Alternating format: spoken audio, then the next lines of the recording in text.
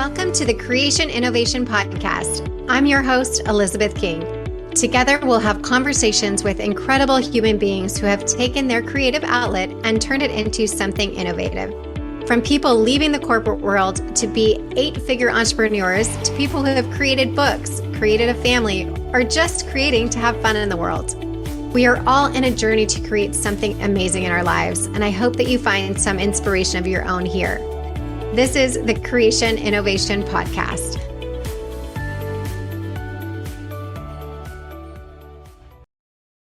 Hey everyone, welcome back to Creation Innovation. I am really honored and excited to have a conversation today with Dr. Victory. Welcome, Dr. Victory. Thank you so much for having me. I'm honored to be here. And first of all, who doesn't want to go to a doctor that's name is Victory? Do you get business just from that perspective? It's definitely a good last name for a fertility specialist. We're creating a new logo that says your journey begins and ends with victory. So, amen to that. Yeah, it's definitely a good last name. My grandfather actually chose our last name, so. I don't know if you had the foresight to know what I was going to do, but it worked out well for me for sure. Well, I would think whatever field you go in or whatever industry you're in, I don't think you can go wrong with that last name. So well done to your grandfather. Yes, yeah, for sure. It's so far so good, knock wood. Good. So tell us a little bit about the people that you serve. I know you do most of all your business in Canada. Yeah. So, our clinic location is in Canada, but, for whatever reason, we've become very international. So we have clients in South Africa. We have many in Australia, a lot in Europe. I've had them as far as the Orient and Japan and so on. So, we're pretty international, probably a little bit less so from South America. I think that's just kind of a different dynamic, but pretty much the rest of the world, the US, Canada, all throughout Europe, the Middle East. We're seeing many, many patients from all throughout the world, but our main lab and our clinic are located here in Canada. So we're facilitating the care we provide globally because some of it you can just kind of guide people through. But we do anything technical that patients want us directly to do for them here in Canada. Okay, so let's touch on that a little bit if you don't mind. So if somebody is not in Canada and they see you, hear you, want to work with you, what would be the first step for them to work with a doctor like yourself that's not in their home country? Yeah, so we've kind of really made this a very easy, facile process by really kind of telling patients what our process is and what they need to do, and then getting as much of it done in their home communities as possible. So as an example, first step would be contact our office. We usually do it electronically. It's info@drvictory.com. Request a consultation. So once they've done the consultation with me, which we do via Zoom, and I'll spend anywhere from 45 minutes to an hour with a couple to learn about them, learn about their needs, learn about who they are, what their goals are, what's their history, and so on. And then formulate an appropriate, very personalized, individualized care plan for them. We're sort of vehemently opposed to doing cookie cutter protocols, so we avoid that vigorously here. And then once we've got a plan in place, the next question for the couple or the individual is, where would you like to affect this? Do you want to do this wherever you live? Is it California? Is it Florida? Is it, South America, North America, whatever the case may be? Or are you interested in coming to us? And then within that framework, we will tell them how to achieve it in their home country or their hometown, if possible. And, where it's not possible, we strategize to try and get them to do as much as necessary in their home communities through their own providers, their own fertility centers, and so on, and then come to us for kind of the meat and bones of it, which is really the IVF procedures. Sometimes it works great where you get cooperative physicians and cooperative centers that can really provide you with the same level of attention to detail and care that we believe we provide.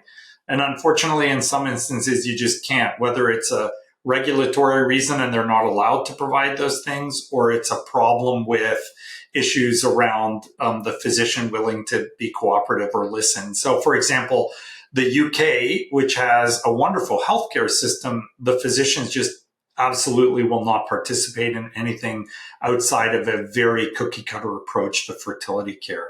And so for those patients, we frequently actually have to tell them, look, this is just not going to work in the UK. You have to come to us to get that next level of care that you just can't arrange in the UK. But many times we have patients in other parts of the world where, for example, in Australia, many of the physicians are willing to participate, even if they're not familiar with what we're asking for. They're willing to take instructions from us and then achieve what we need for their patients. Which seems like a no-brainer in a sense, because you're actually getting the benefit of learning something else from another clinic as well that you can use in your own, I would think. It's a win-win for everybody. But again, I guess some places aren't quite open to that, and that's okay. Yeah, I think it depends on the personality of the people involved, right? So me as a physician, I'm always about growth. I'm always about learning. If I can learn from another physician how to do something better, then I'll do that happily, because it just means my patients are going to be at an advantage, and I can do better for them than I was previously. But a lot of physicians tend to feel either like they already know better, which I'm quite sure you're very familiar with doing what you do, or that they are just very kind of entrenched in their idea of what's appropriate and what's not appropriate and what works and what doesn't work. And thinking outside the box is a very foreign concept to a lot of physicians. So when you run into that, it does make it really challenging. And I think that's where fertility coaches such as yourself do such an amazing job, because you can really help navigate patients through those hurdles sometimes, and sometimes even assist the clinic to understand these are the needs of these patients. You have to listen in a different way than you've been listening before. Right. And I think it's unfortunately much easier to help navigate that patient to another clinic rather than opening the doctors who are not quite open yet to that way. But I think that it's so important that you point that out, because there is kind of a divide in some instances where the clinics, they have their protocol that's worked for them in years past. That is not necessarily what may work for you.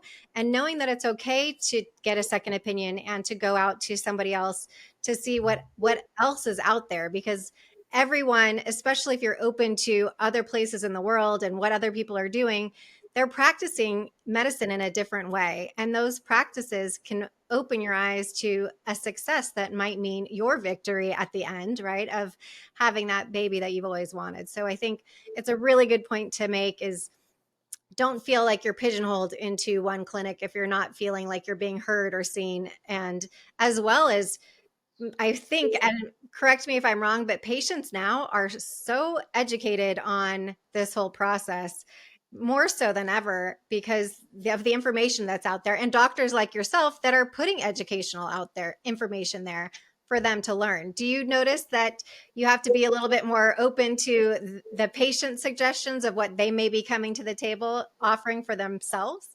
Absolutely. I mean, I think with the onslaught of information, and in some cases disinformation Correct. on social media and on the internet, patients are coming armed with a wealth of information.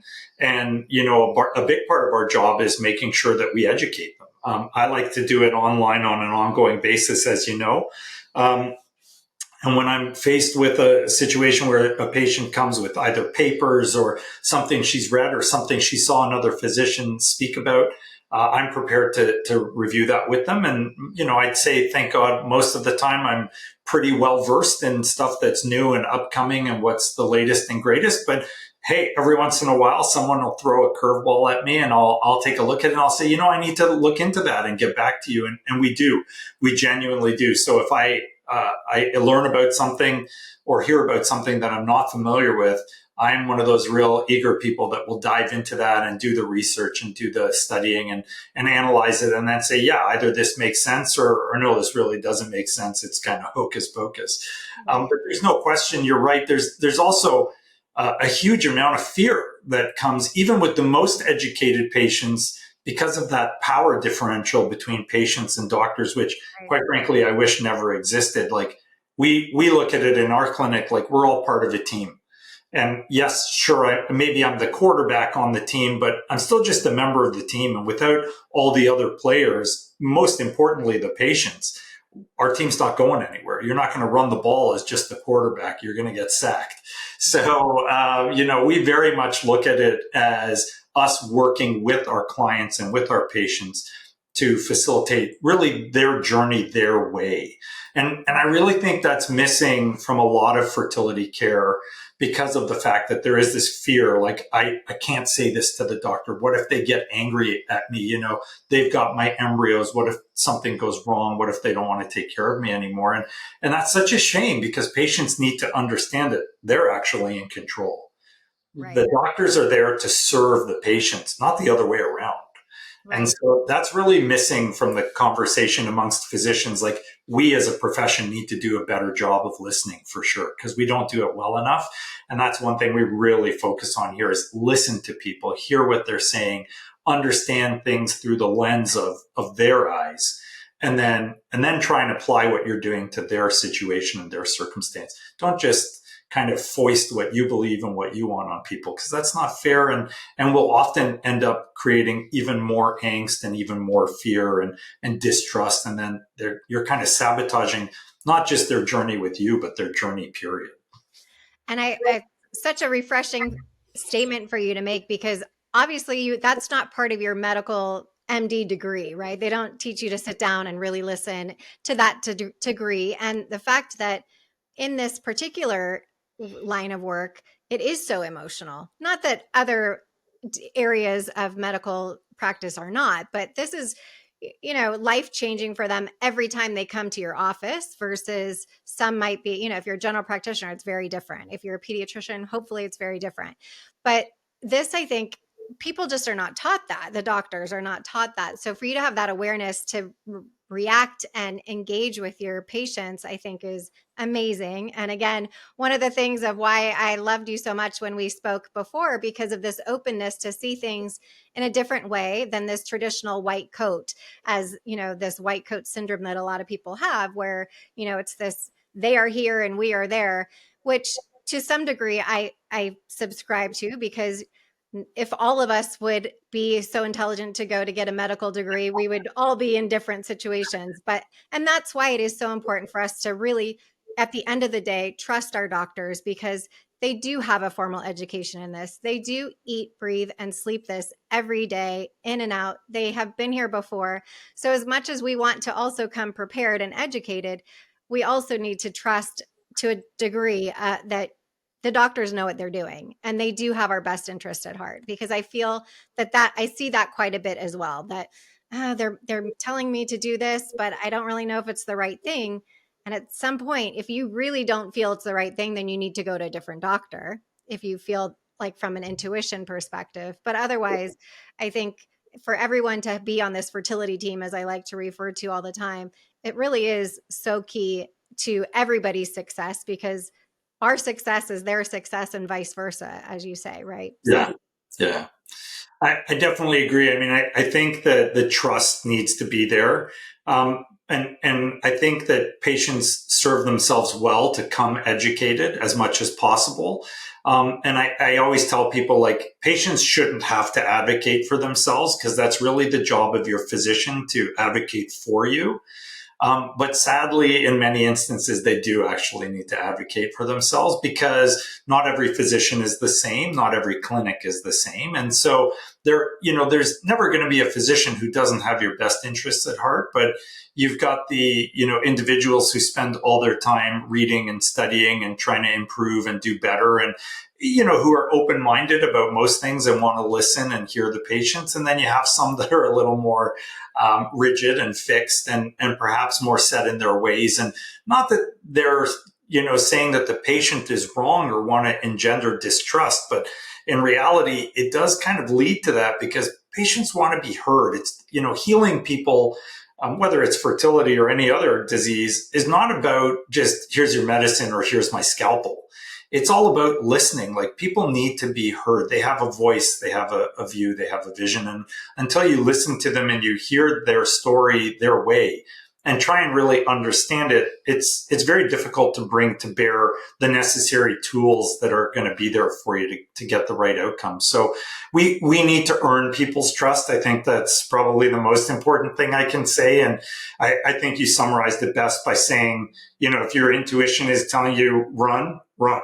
Right? Like, don't hang around because you're afraid or you feel like there aren't other options.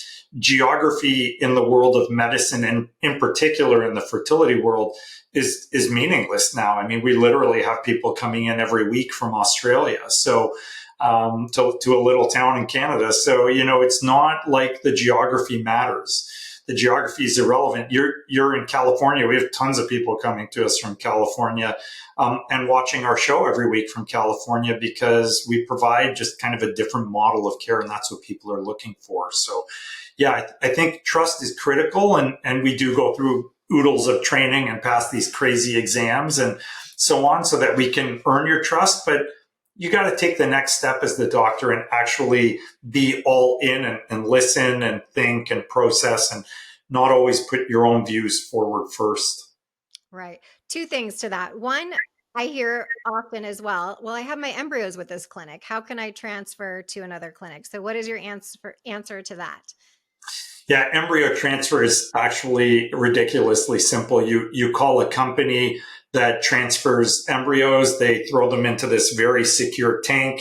That very secure tank goes into a plastic shell, which could undoubtedly survive a nuclear explosion.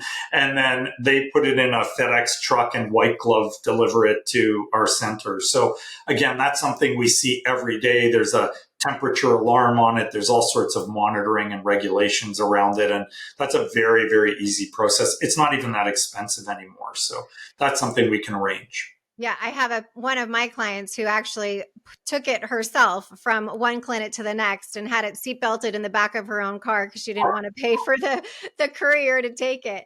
But I'm glad that you mentioned that, because I think it's this idea that people really do feel that they're locked in because of that. So thank you for clearing that up. The other thing I want to ask is, how did you get into this field? It's always curious from a woman's perspective, why would a male get into women's wellness, and especially this particular field? It's a fair question. So I knew from a very, very young age that I wanted to be either part of or around children. I just love babies in particular. And as I went through, I knew I wanted to become a physician that could help babies. And when I got to the point where I was in medical school, I very rapidly realized pediatrics was an amazing field, but it was pretty sort of habituated. Like, you were doing the same thing over and over again. There wasn't a lot of challenge, either intellectual or physical or mental or any of those things. So I did research with an OBGYN, and he really encouraged me to look at OBGYN. And I realized that I loved it. It was challenging. It was interesting. I always argue to my students that it is the most diverse of all the medical fields. I get to be a primary care specialist, an obstetrician, a surgeon, a radiologist, an internal medicine specialist. You don't really get that anywhere. And so it was diverse. It was dynamic. It was challenging. And then I subsequently kind of learned that I loved laparoscopic and minimally invasive surgery. And so that kind of led to seeing the fertility patients and caught me onto the fertility bug. And once I got that, I never let go. It was just too enticing. It's such a phenomenal experience to be part of something so incredible where you get to say to someone, here's your baby. I mean, it's, and I still deliver them. So I go right from, hey, you're infertile, all the way to, hey, here's your baby.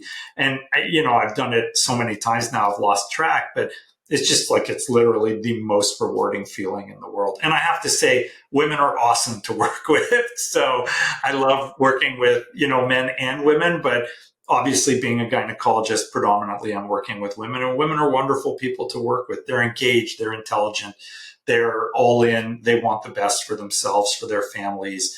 I tell men, hey, you need to quit smoking, drinking, drug use. And it's a hours long argument. You tell a woman and, they're almost always done. Highly motivated in this. Yeah.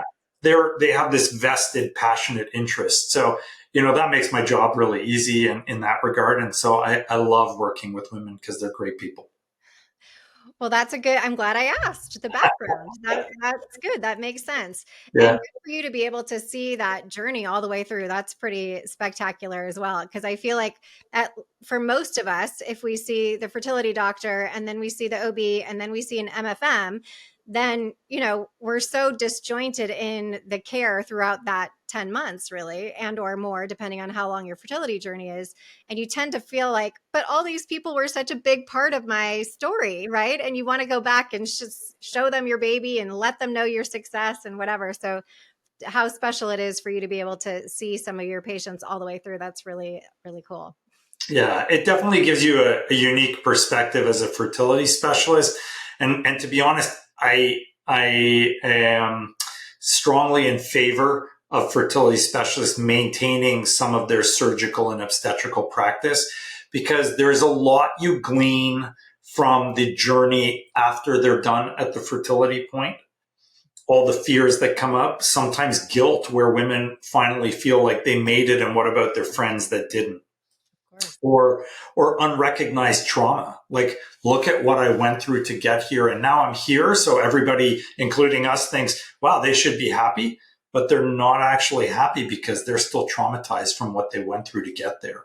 Absolutely. And you miss that when you're not practicing the obstetrics. When you're the fertility specialist that graduates them at 10 or 12 weeks, you're waving goodbye and they're out the door, and you don't know what happens to them after that. But when you practice the obstetrics, you see it firsthand. And when you do the surgery as well, it's the same thing. Like when I'm operating on an ovary, I'm doing everything humanly possible to preserve that ovary, whereas somebody else who doesn't have that same perspective may take shortcuts because they're on a clock or they're on a schedule, or they're not even recognizing what the surgery is really being done for. So I wish more fertility specialists were a bit more broad in their practices, because I think it makes you a better fertility specialist. Right. So when I had my fibroid surgery, my fertility doctor actually suggested that I went to a gynecological oncologist for that particular reason, to make sure that all the, he had the best equipment, he wasn't going to be damaging anything, et cetera. Now, I know that a lot of oncologists don't have time to be taking on all these, gynecological situations. Sure. But what would you suggest for somebody who's doing, any sort of surgery, laparoscopic type surgery that's coming up prior to wanting to get pregnant? Because I do feel, and this, I'm generalizing, but a lot of the OBs don't really understand, or it's not their day in, day out necessarily of doing those sorts of things, and versus somebody who maybe that's what they specialize in or they see more often, and they know the kind of the effects if something were to not go as well as intended. What would you say to a patient in that Yeah, so sadly, you're not generalizing. It's actually true what you just said. So the reality is that the generalist OBGYN, in particular in the US, it is admittedly a little bit different in Canada. And I'm board certified in Canada and in the US because I did my fertility training there. The generalist OBGYN is not usually equipped to do difficult, comprehensive endometriosis surgeries, fibroid surgeries, that kind of thing. So there is a group in the US called the American Association of Gynecologic Laparoscopists, AAGL, and they run fellowships for minimally invasive surgery. And if you're looking for a physician in the US who is going to be sort of top notch with the requisite skills and the attention to detail and the ability to, perform complex surgeries without compromising your fertility, you probably want to be looking for a AAGL fellowship trained specialist. There are, I think, 12 or 13 programs across the US. There may be more now. That was several years ago when I last looked. These are training programs that are usually 2 or 3 years long. And they are experts there who are training residents graduating who want to go into more complex surgical specialties. So, if I were there, that's who I would be looking for. A gynecologic oncologist, of course, will also have the tools and the skills necessary. But you're right. I mean, gynecologic oncologists are busy doing gynecologic oncology, and in the absence of a tumor or a cancer, they're probably not necessarily the right ones for that job. And they're used to kind of much more block kind of surgeries where the finesse is less of an issue. I mean, I did a lot of gynecologic oncology in residency, and, those are not necessarily finesse surgeries when you're taking out large amounts of tumor and there's huge amounts of blood loss. Whereas when you see an AAGL specialist, or a minimally invasive specialist, I always jokingly say, I count my blood loss in red blood cells. Like, I'm not counting milliliters. I don't want to lose a drop. So we're really on another level of cautiousness because of the nature of what we're doing. Amazing. And to the same point, what if between a fertility doctor and an RE, a reproductive endocrinologist versus an OB/GYN? When do you think is the appropriate time for somebody to say, okay, my OB wants me to stay with them because they think that they know what they're doing, but there's something in me that says maybe I should see an RE.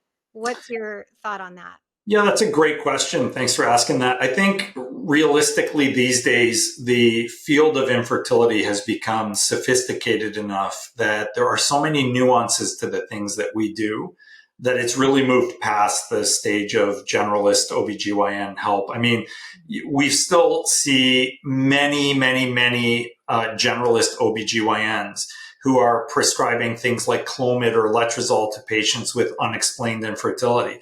That's being studied extensively. It's useless for people with unexplained infertility. So I think there's a knowledge and an experience gap at the generalist level that really is a disservice to the patient. So I think if you fall into a diagnostic category where you're meeting the criteria for fertility evaluation, you're probably better off doing that with an RE rather than with a generalist, because if you're under 35 and it's been a year, 35 to sort of 39 and it's been 6 months, or over 3 months above 39, and your periods are regular, you really need to be seeing an RE at that point.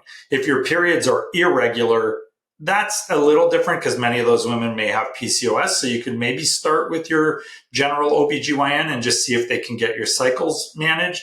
But if not, again, you're really needing to go see an RE because they're going to know how to help you and how to manage you best.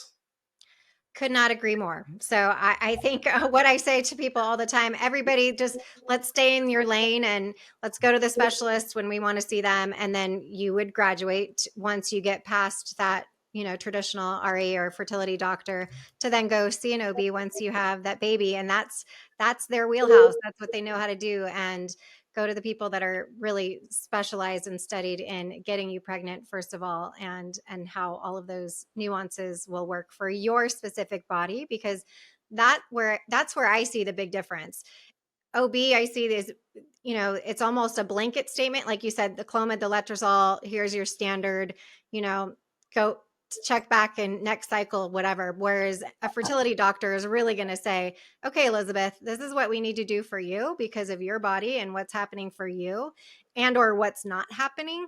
And you'll get answers faster. Unfortunately, with fertility, we do have a time frame, essentially. So time is of the essence, as much as I like to advocate for people having babies over 40 as myself. But the reality is we don't have the time to just say, okay, I'm going to wait a year to see how it goes, or wait another 6 months and see how it goes.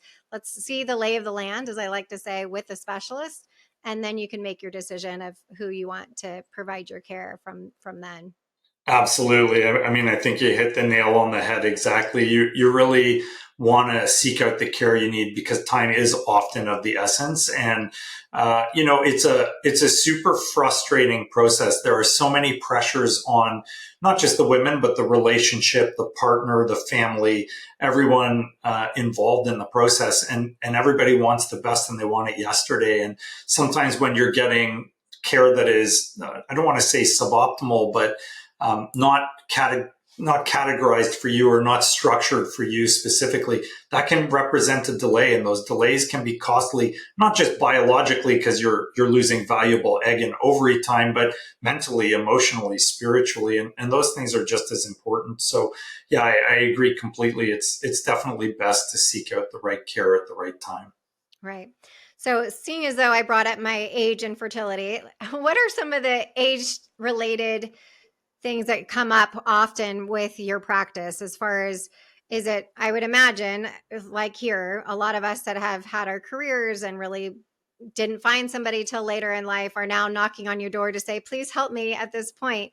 But what is the biggest thing that you see that's kind of preventing that? Is it truly the egg quality?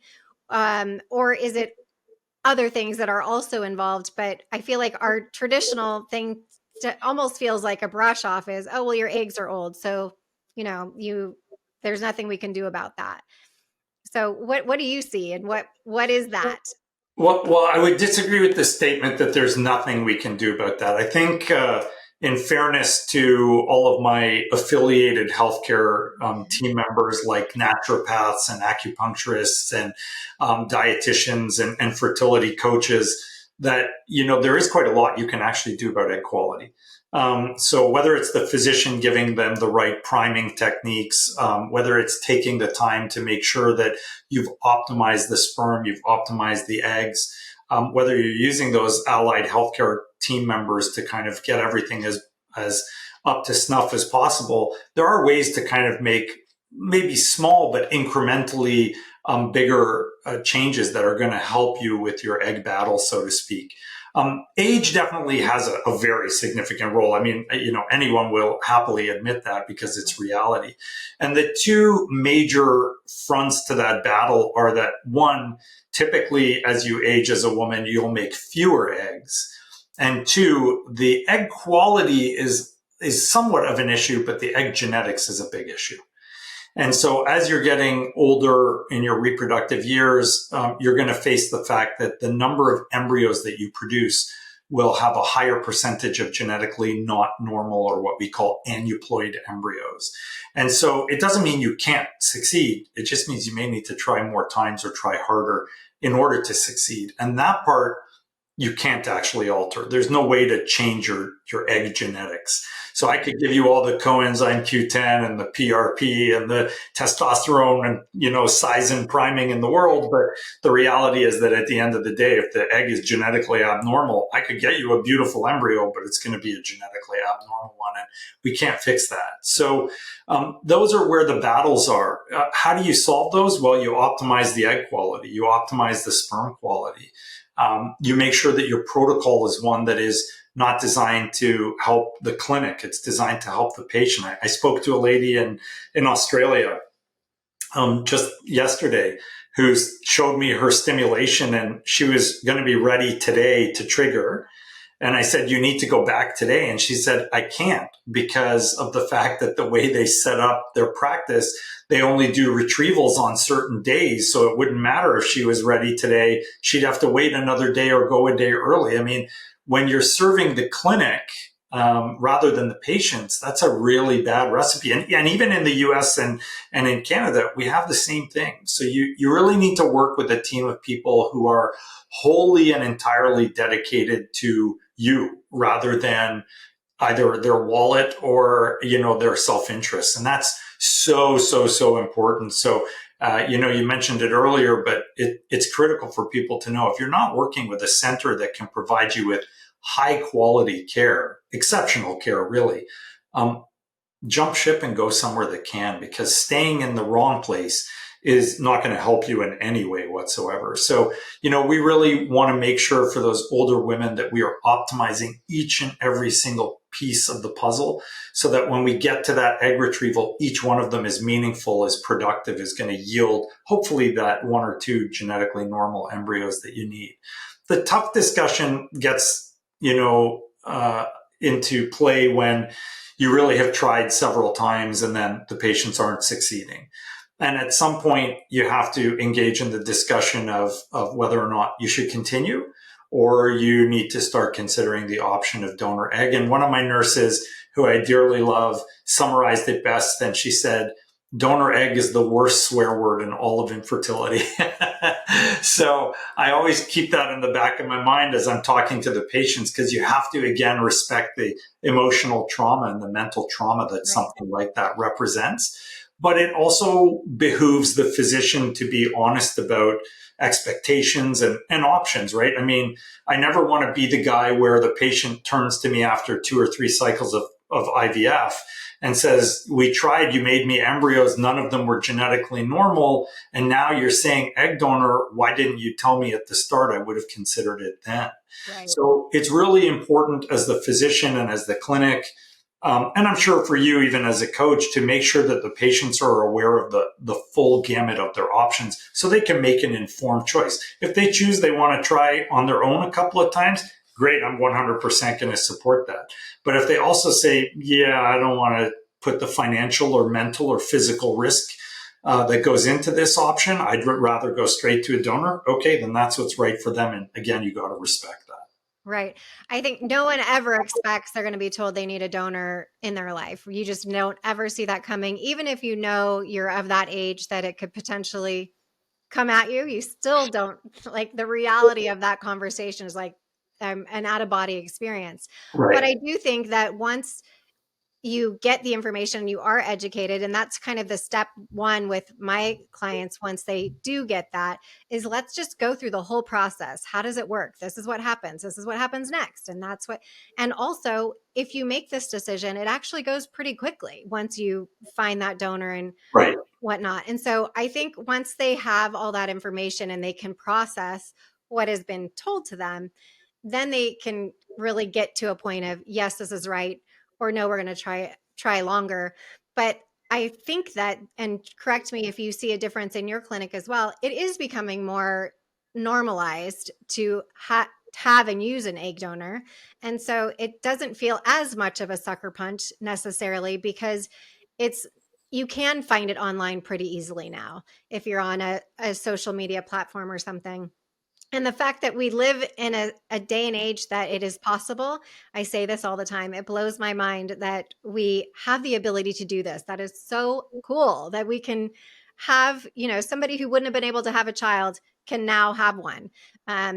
It literally, the stories are endless, and I'm sure you've seen them and heard them too, but it really is an amazing situation. If it is proposed to you, I understand it's a bit of a shock, but dig a little deeper, because you talk to anyone who has an egg donor or sperm donor conceived child, and you would never know the difference if you see them on the playground.